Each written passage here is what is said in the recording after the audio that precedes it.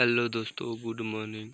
आज हम भारत के संवैधानिक विकास के बारे में आगे जानेंगे। तो चलिए देखते हैं। पहला पॉइंट है, वर्ष 1937 के चुनावों में कांग्रेस का मंत्रिमंडल बना था। तो कांग्रेस का मंत्रिमंडल बना था 8 प्रांतों में। अगला पॉइंट है, एक निर्वाचित संविधान सभा द्वारा भारत के संविधान का निर्माण करने का प्रस्ताव किया गया था। तो किया गया था क्रिप्स मिशन के द्वारा। तो संविधान सभा का निर्माण का प्रस्ताव किसके द्वारा किया गया था? तो क्रिप्स मिशन के द्वारा किया गया था। अगला क्वेश्चन है, अगला पॉइंट है, भारत में उपनिवेशी शासन के संदर्भ में 1883 में इल्बर्ट बिल का उद्देश्य था। तो इल्बर्ट बिल का उद्देश्य क्या था? तो जहां तक अदालतों की दंडित अधिकारिता का संबंध था, भारतीय तथा यूरोपीय लोगों को बराबरी पर रोकना, यही 1883 में इल्बर्ट बिल का उद्देश्य था। अगला देखते हैं। अगला पॉइंट है, कैबिनेट मिशन योजना के अंतर्गत संविधान निर्मात्री परिभाषा में प्रत्येक प्रांतों को आवंटित सदस्य संख्या निर्धारित करने के लिए एक प्रतिनिधित्व जनसंख्या के अनुपात में था।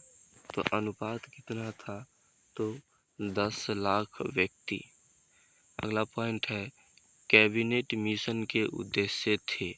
तो कैबिनेट मिशन का क्या उद्देश्य था? तो उसका उद्देश्य था पैथिक लॉरेंस। दूसरा उद्देश्य है स्टैफर्ड क्रिप्स और ए.बी. अलेक्जेंडर। अगला पॉइंट है, भारतीय संविधान सभा का गठन किया गया था। तो संविधान सभा का गठन किया गया था कैबिनेट मिशन योजना 1946 के अंतर्गत।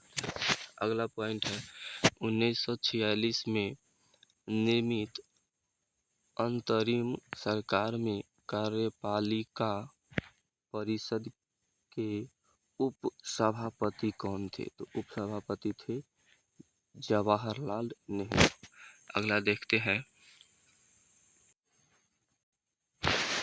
अगला पॉइंट है, कथन।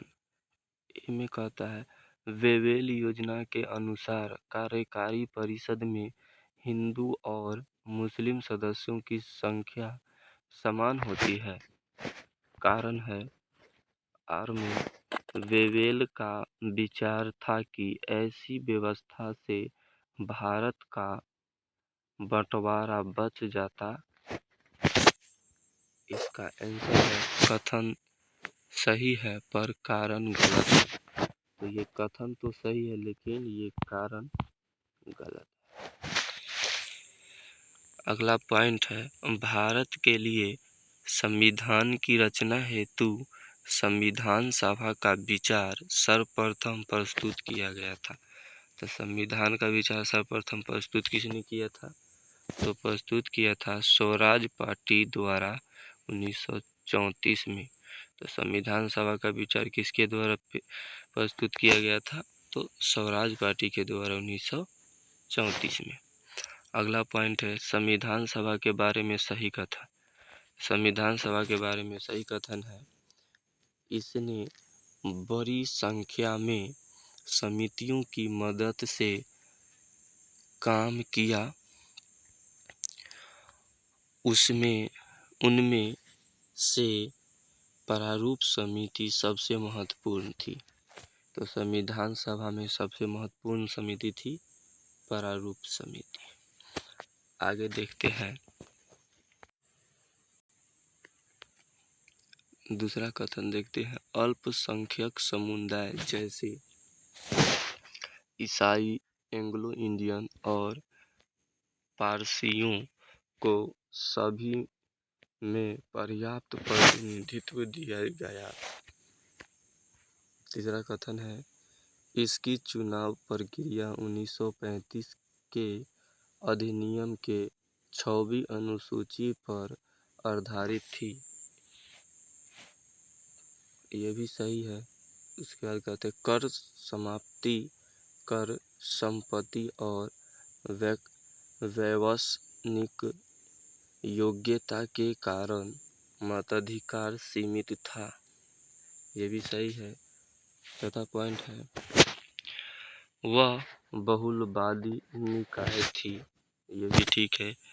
अगला पॉइंट देखते हैं, भारत के संविधान का प्रारूप तैयार करने वाली संविधान सभा के सदस्यों को, तो प्रारूप तैयार करने वाला संविधान सभा के सदस्यों को कहते हैं विभिन्न प्रांतों की विधान सभाओं द्वारा चुना गया था। तो प्रारूप सभा चुना गया था विभिन्न प्रांतों के विधान सभाओं के द्वारा प्रारूप सभा चुना गया था। आगे देखते हैं, अगला पॉइंट है, संविधान सभा में सदस्यों का चुनाव हुआ था। तो सदस्यों का चुनाव हुआ था प्रांतीय सभाओं द्वारा। अगला पॉइंट है, संविधान सभा की प्रथम बैठक की अध्यक्षता की थी। संविधान सभा की प्रथम बैठक की अध्यक्षता किसने किया था? तो डॉक्टर सच्चिदानंद सिन्हा। अगला पॉइंट है, भारत की संविधान निर्मात्री सभा या संविधान सभा के अध्यक्ष थे। तो संविधान सभा के अध्यक्ष डॉक्टर राजेंद्र प्रसाद थे। आगे देखते हैं,